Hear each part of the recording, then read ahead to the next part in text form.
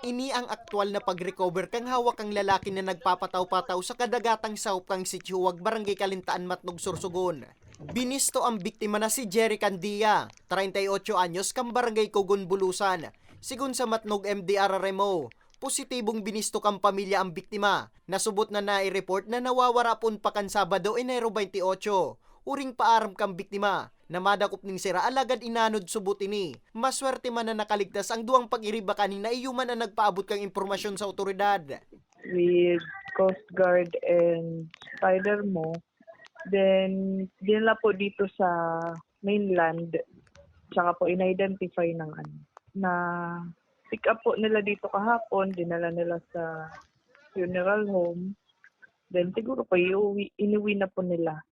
Sa presente, nakapatente na si Candia sa sendang residensya.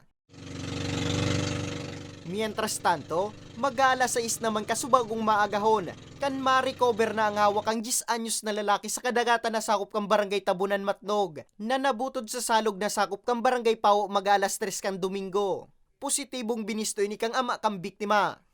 Ano po talaga yung tubig ngayon kasi maulan and then yung hangin po. So as much as possible po, ano na lang po na iwasan kung may iwasan po. Kung wala namang pong importante na gagawin.